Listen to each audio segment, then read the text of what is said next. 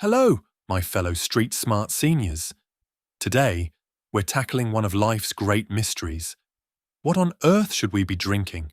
There's a ton of advice out there about what we should be eating, but not nearly as much about what's going into our cups and glasses. And here's the thing, staying properly hydrated is just as important, if not more so, than what's on your plate. Spoiler alert, it's not lager, fizzy pop, or lattes dripping with cream, no matter how much we wish it were. So, let's dive in and figure out the best ways to quench your thirst and stay healthy. I'm sure you've heard that our bodies are about 70% water. Well, that's true when we're young and bouncy. As we age, though, we drop down to about 50%. We're basically half water, half wisdom. The problem? Smaller water reserves, less thirst, and kidneys that are no longer the overachievers they once were make us more prone to dehydration. Add a few laxatives or diuretics to the mix, and we're practically begging for trouble. But don't worry. I'm here to help you sip smart and stay hydrated without turning into a camel. The best drinks. Experts weigh in. First, a shout out to the Beverage Guidance Panel, an elite team of drink detectives. Yes, that's a thing. Led by Harvard's Dr. Walter Willett. They put beverages on a 6-tier scale from best to. Don't even think about it. Last place. Pop. No surprises here. It's basically fizzy sugar water, and it's terrible for your health. Also avoid beer and whole milk. Why? Beer's an obvious party crasher, but milk?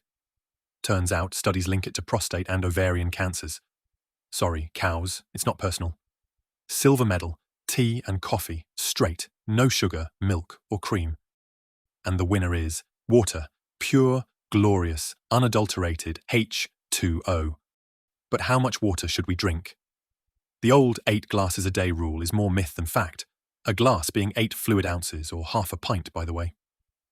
Based on research, the general guideline today is women, 8 to 11 glasses of fluids daily, including food.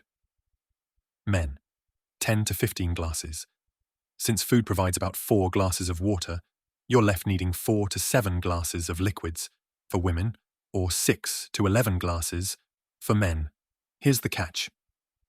Older kidneys can only handle 3 to 4 glasses of liquid per hour, so slow and steady wins the hydration race. Drink too much too quickly and you could dilute your brain's electrolytes. And trust me, nobody wants diluted electrolytes. It sounds fancy but feels awful.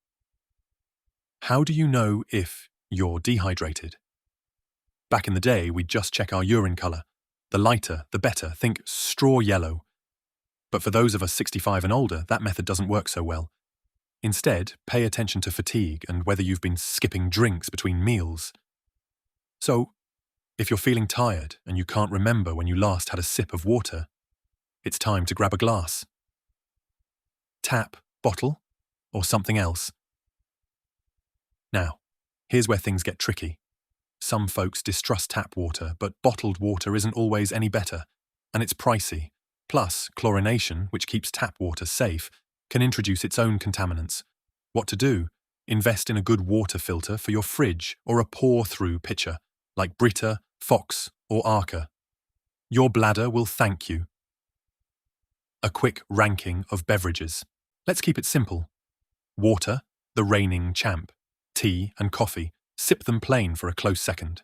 Everything else. Some are better than others, but fizzy sugary drinks belong at the bottom of the list, alongside tax audits and root canals. Tea time. Green, black, or something else. Did you know humans drink billions of cups of tea every day? That's a lot of kettle action. But here's the deal. Not all teas are created equal. Both green tea and black tea have some fantastic benefits, like improving heart health, and maybe even adding a few years to your life. Green tea has a slight edge, but either way, it's a win. Just one important tip. Skip the milk. Why? Studies show that adding milk to tea doesn't just cancel out the good stuff, it can actually make things worse. So, enjoy your tea plain, like a proper health guru, or with a squeeze of lemon if you want to feel fancy. And if you're feeling adventurous, Try rooibos, a South African red tea with antioxidant properties that might even help with aging. Plus, it's caffeine-free, so you can sip it in the evening without counting sheep later. About that pop habit. Now, let's talk about pop, or fizzy soft drinks, or as some folks call them, liquid regret.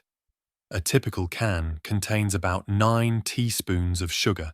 That's enough to send your pancreas into a tailspin. In the UK, sugar-sweetened beverages or sodas are the second largest source of added sugar. In the US, they're number 1. Here's the kicker. Drinking just 1 can of pop a day can increase your risk of heart disease and diabetes, and each extra daily can raises your risk of dying prematurely by 8%. Yikes! Bottom line, swap that fizzy sugar bomb for a glass of sparkling water or unsweetened iced tea. Your body and your dentist will thank you. Milk. Moo or boo? Milk has been a dietary staple for centuries, but should it still be? For most adults, the answer might be no. Lactose intolerance affects a majority of the world's population, causing everything from bloating to, well, let's just call it unpleasant bathroom trips. What about plant-based alternatives? Soy milk is the healthiest option, rich in protein and free from lactose. Almond and other non-dairy milks are generally okay, but they're often lower in protein and contain unwanted additives. Check labels for sneaky extras, like sugar and emulsifiers. Aldi Supermarket's unsweetened soya drink appears to contain just 3 ingredients: water, hulled soya beans, and sea salt. At the time of making this video, it was priced at a reasonable 50 pence per litre. By the way, it may interest you to know that Canada has moved away from emphasising dairy in its food guidelines, focusing instead on plant-based foods. Coffee drinkers, rejoice. Your morning cup of joe comes with benefits like reducing the risk of certain diseases and boosting your energy, because let's be honest, who doesn't need a little extra pep now and then? But here's the catch. While coffee is good, every cup you drink is a missed opportunity to have something even better like tea or water. Don't shoot the messenger, I'm just relaying the science. Wrapping it all up. So, what should we take away from all this? Water is king. Drink it often and make it your go-to beverage. Tea and coffee are great too, but skip the milk. Limit sugary and alcoholic drinks. They're more trouble than they're worth. Experiment with plant-based milks. They're a smart swap for traditional dairy. Remember, staying hydrated is one of the simplest ways to feel better, stay healthy, and keep enjoying life.